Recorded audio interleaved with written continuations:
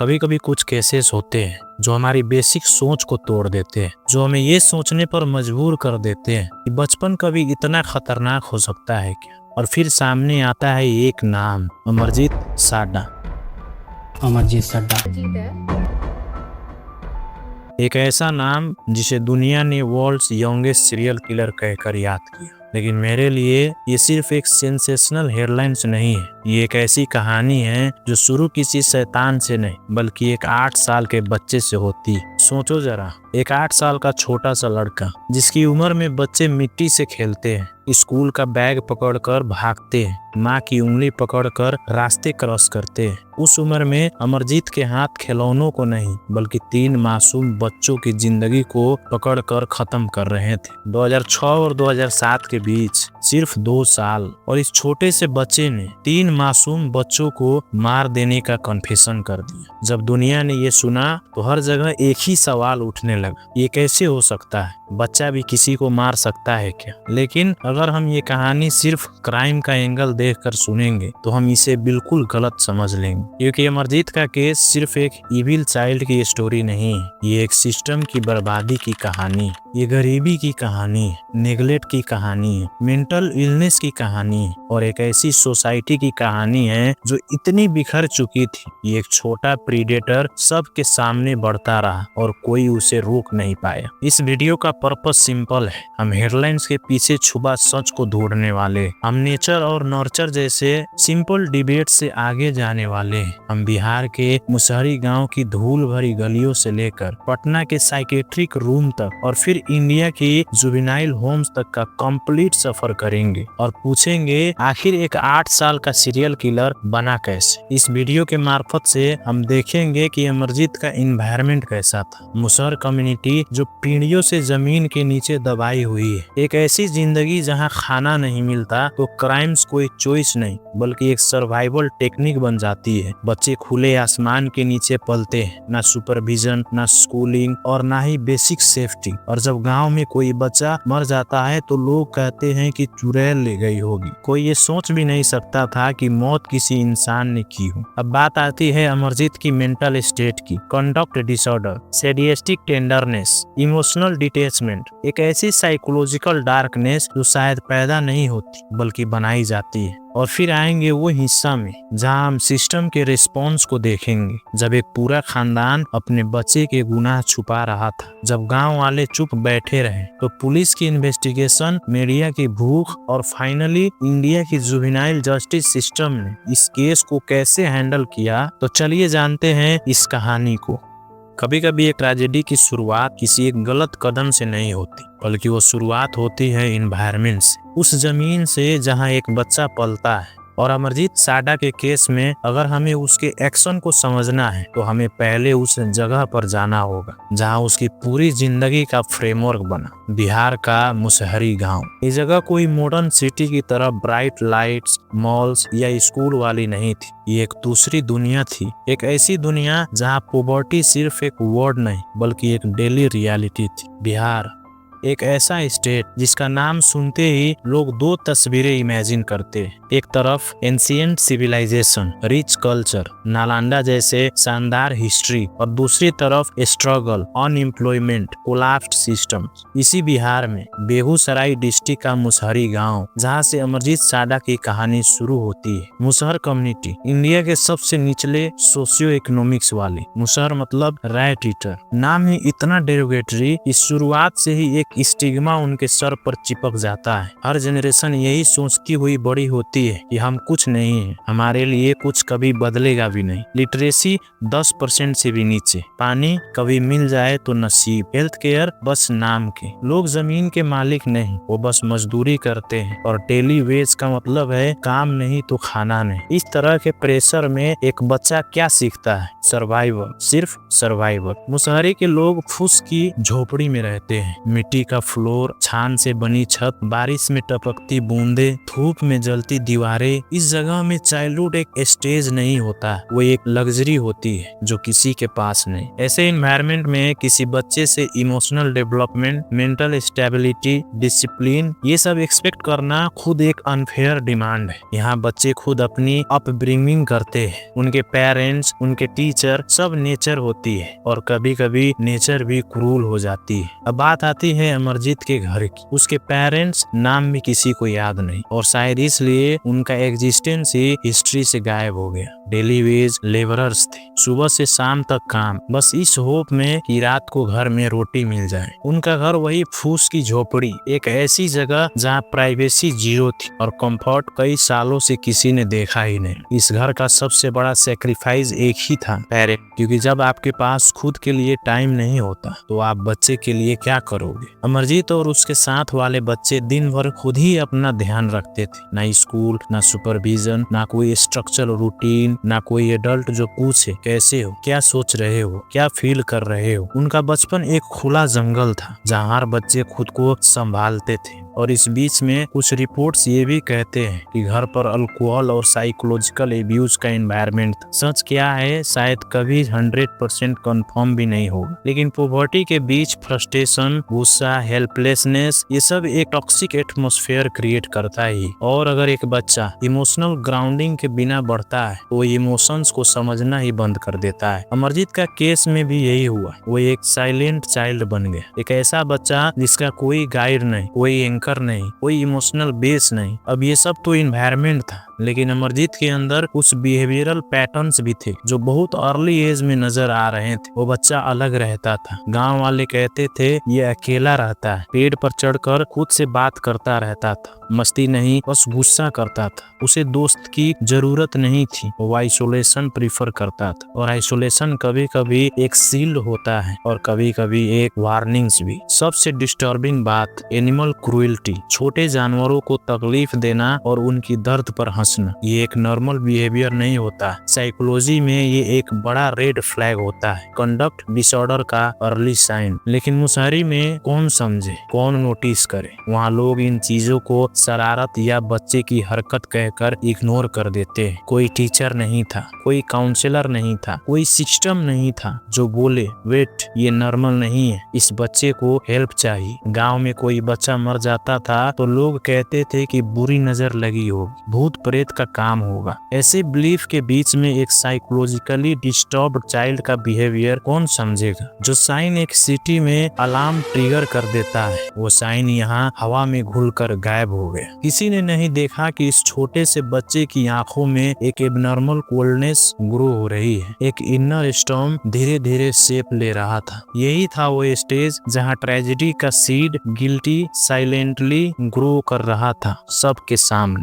कभी कभी किसी ट्रेजेडी का सबसे स्कैरी हिस्सा उसका बिल्डअप नहीं होता, उसका सबसे स्कैरी मोमेंट होता है जब सब कुछ सामने आता है, जब वो डार्क पैटर्न्स, वो छोटी छोटी वार्निंग्स जिनको हम इग्नोर कर देते हैं, एकदम से एक हॉरिफाइंग रियलिटी में कन्वर्ट हो जाता है। अमरजीत साडा का केस एग्जैक्टली वैसा ही था। एक ऐसी कहानी जहां एक 8 साल का बच्चा वो जो कर रहा था वो बड़े बड़े लोग सोच कर भी कांप जाए। अमरजीत के क्राइम्स कोई सडन इरप्शन नहीं था, वो एक पैटर्न था, एक रिपीटेटिव साइकिल जो हैरेसमेंट से शुरू होके मर्डर पर खत्म होती थी। विक्टिम्स हमेशा छोटे छोटे बच्चे, छोटी जान, बिल्कुल हेल्पलेस, बिल्कुल वॉइसलेस। और अमरजीत का process strangulation, blunt force trauma, एक डिस्टर्बिंग कॉम्बिनेशन जो एक चाइल्ड के लिए ऑलमोस्ट अनथिंकेबल लगता है। पहला विक्टिम उसकी कजन, 6 से 9 महीने की एक नन्ही सी बच्ची जिसे लोग यूजुअली गोद में लेके प्यार करते हैं, लेकिन अमरजीत वो उसे पिंच करता, हिट करता,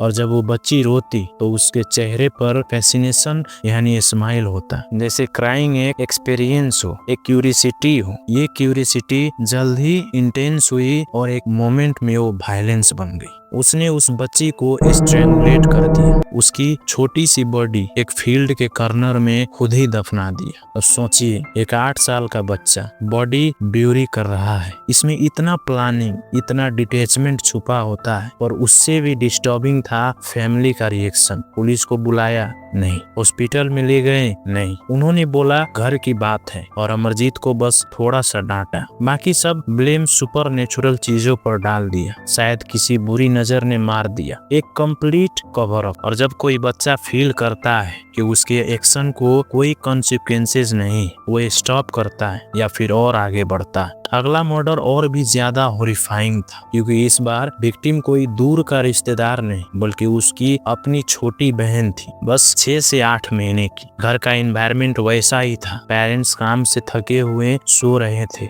और एक दूसरे कॉर्नर में अमरजीत क्वाइटली अपने बहन के पास जाता है, उसे उठाता है और ले जाके स्ट्रैंगुलेट कर देता है। फिर उसका बॉडी केयरफुली वहीं पे वापस रख देता है जैसे कुछ हुआ ही नहीं। सोचिए उसकी माँ का हाल। सुबह बच्चे को गोद में उठाया तो देखा कि बच्ची अब इस दुनिया में नहीं रही। और जब अमरजीत से पूछा गया तो उसने सीधा बिल्कुल नॉर्मल एक्सप्रेशन में बोला कि हाँ मैंने मारा है। और फिर दोबारा साइलेंस। फैमिली फिर से चुप, फिर से cover up. Same, Daniel, fear सब मिलकर एक थिक वाल बन गई और वो वाल किलर को सील्ड कर रहा था। अब पैटर्न चेंज हुआ। अब अमरजीत ने अपने फैमिली से बाहर स्टेप लिया। विक्टिम थी खुशबू, 6 महीने की, नेबर्स की बेटी। 29 में 2007 खुशबू सो रही थी स्ट्रोलर में स्कूल के बाहर। माँ काम में बिजी थी और अमरजीत अननोटिस क्वाइटली उस बेबी को उठाकर ले गया। उसने उस बच्ची को फील्ड में ले जाकर स्ट्रैंगुलेट किया और पत्थर से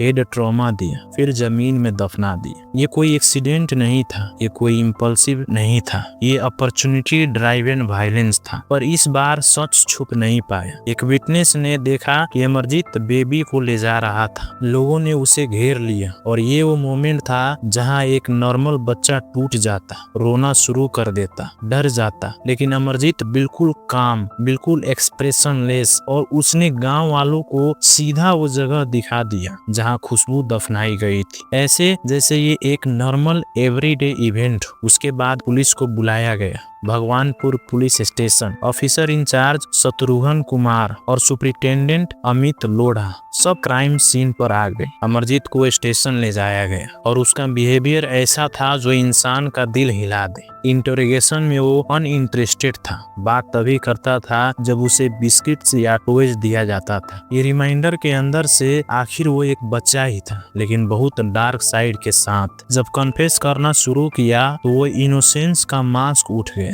उसने तीनों मर्डर्स डिटेल्स में बताने लगा, बिल्कुल casual tone. Killing, burying, stone, crying, baby, सब वर्ड्स वो ऐसे बोल रहा था जैसे कोई रोज की कहानी सुना रहा। एक स्ट्रेंज कामनेस, कोई रिग्रेट नहीं, और इमोशंस ऑलमोस्ट नॉन एग्जिस्टेंस। ये कन्फेशन सिर्फ पुलिस के लिए नहीं बल्कि गांव के लिए भी एक डरावना मंजर था। सालों से जो ट्रूथ को छुपाया जा रहा था वो फट कर अब बाहर आ चुका था। कन्फेशन के बाद अमरजीत को Patna medical college and hospital में इवैल्यूएशन के लिए भेजा गया। और यहाँ से शुरू होता है एक और लेयर, माइंड को समझना। Psychiatrist including psycho analyst Shamshad Hussain एक बात पर क्लियर थे कि इस बच्चे को एडल्ट साइकोपैथी का लेवल नहीं दिया जा सकता, और जो डायग्नोस हुआ वो इतना टेरिफाइंग था कि सबके होश उड़ गए। Severe conduct disorder with sadistic tendencies. Conduct disorder एक कंडीशन जिसमें बच्चा रूल्स वायलेट करता है, एम्पैथी मिसिंग होती है और एग्रेशन कॉमन होती है। पर अमरजीत का case even with conduct disorder एकदम एक्सट्रीम था।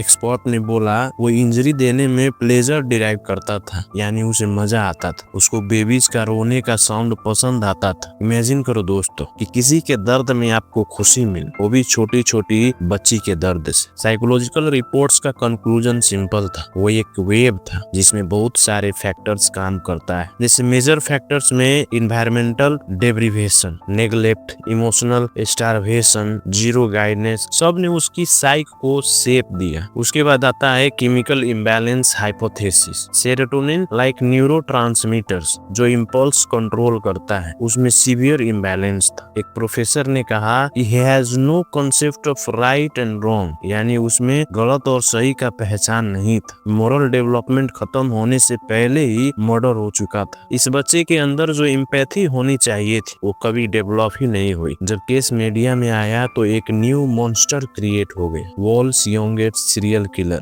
Demon Child of Bihar, Smiling Sadist, Times of India, guardian जैसे सब मीडिया ने कहानी को कवर किया। लेकिन मीडिया की एक प्रॉब्लम होती है, स्टोरी को इंटरेस्टिंग बनाना, समझाना नहीं। हेडलाइंस के लिए सीरियल किलर लेबल सही लगता था, पर क्या वो सच में एक प्रीडेटर था? नहीं, वो एक डिस्टर्ब, नेग्लेक्टेड, अनट्रीटेड चाइल्ड था जिसका केस सिस्टमिक फेलियर्स का मिरर था। लेकिन मीडिया ने अंतर को हटा दिया, कॉम्प्लेक्सिटी कट कर दी और बन गया एक सेंसेशनल हॉरर स्टोरी। और जब सोसाइटी शॉक में होती है तो मॉन्स्टर को ब्लेम करती है, सिस्टम को नहीं। कभी कभी किसी स्टोरी का सबसे डरावना हिस्सा क्राइम नहीं होता, डरावना होता है उसके बाद का खालीपन, वो साइलेंस, वो सवाल जिसका जवाब किसी के पास नहीं होता। इंडिया का जुवेनाइल जस्टिस एक्ट एक सिंपल प्रिंसिपल पर बनाया गया है, बच्चे को सजा नहीं सुधार मिलना चाहिए। लेकिन क्या हर केस में सुधार पॉसिबल होता है, या फिर हम कुछ केस में अपने आप को ही झूठ बोल देते हैं? अमरजीत के केस में कोर्ट ने उसे क्रिमिनल नहीं, child in conflict with law बोला, यानी ना जेल और ना एडल्ट ट्रायल, सीधा रिमांड होम। लेकिन यहाँ एक बड़ा सवाल खड़ा होता है, सुधार कहाँ होता है जब सिस्टम खुद टूट चुका?